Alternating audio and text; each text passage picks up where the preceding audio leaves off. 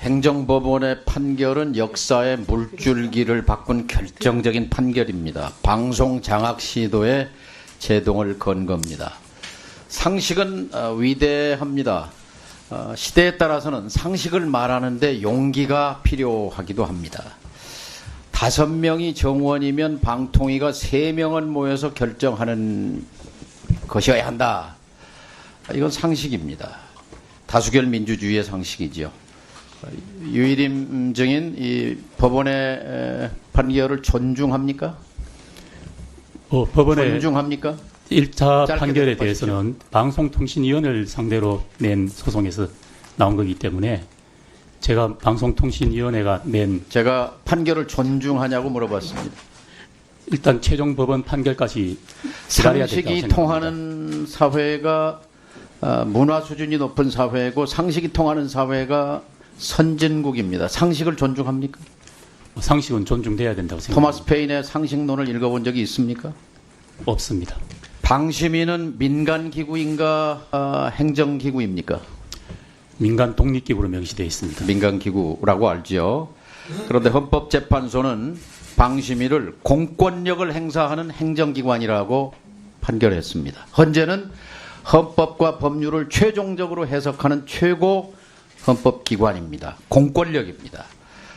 공권력이 언론 보도, 시사를 심사하는 것은 검열에 해당합니다.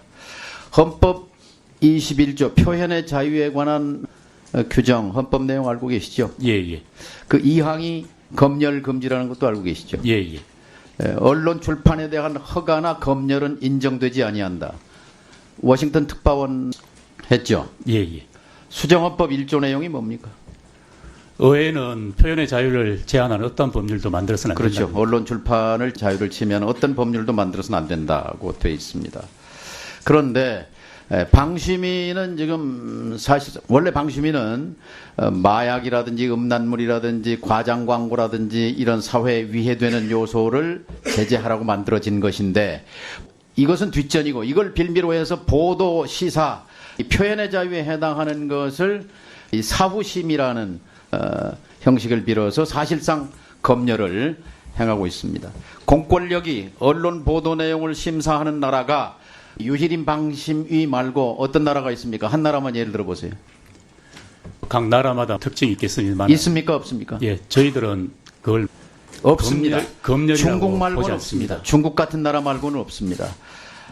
유럽이나 일본은 언론계 통합기구의 자율심사에 맡깁니다. 미국과 영국은 정치적 공정성, 보도 내용은 심사 대상에서 배제합니다.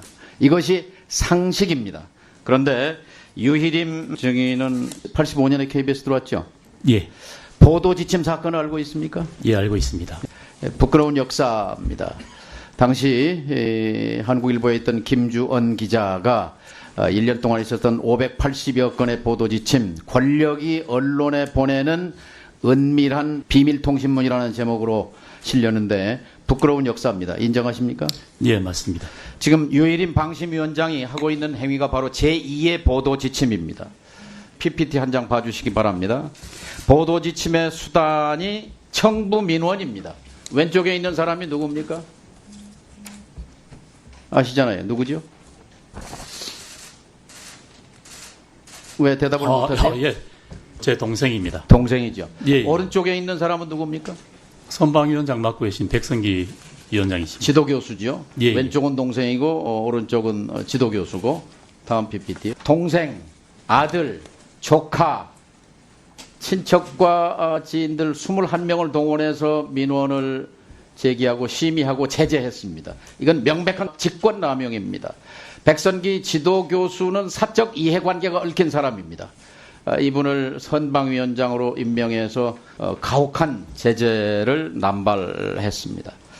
방심위원장 하면서 가족 친척 동원한 것도 패밀리 비즈니스라고 할 수 있는데 아들까지 동원한 것은 아버지로서 좀 너무한 것 아닙니까? 어떻게 생각하세요?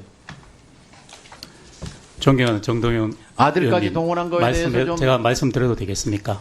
자, 넘어가겠습니다. 아들을 동원한 건 명백한 사실이고요. 그 다음 PPT 한번 볼까요?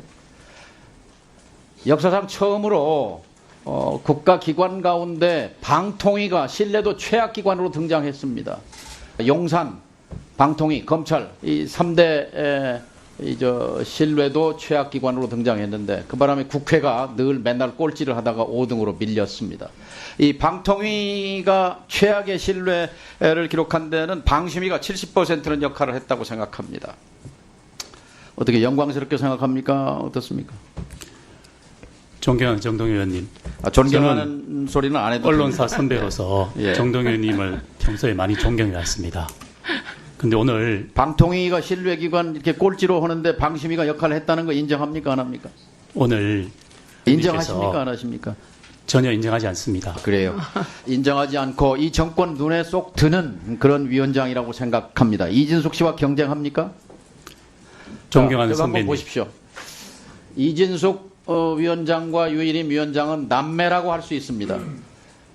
대학 같은 과 1년 후배인데 알고 있었습니까? 과거에? 지난번에 몰랐다고 그랬죠. 지금도 의원님, 저는 몰랐다는 한 적도 없고 당연히 대학교 후배를 제가 모를 리가 있겠습니까? 쭉 걸어온 길을 보면 정상적인 기자 활동을 했던 건 맞는데 그 뒤에 권력이 눈앞에 오자 완전히 180도로 다른 사람이 됩니다. 또 하나의 괴벨스를 우리는 보고 있는 셈입니다.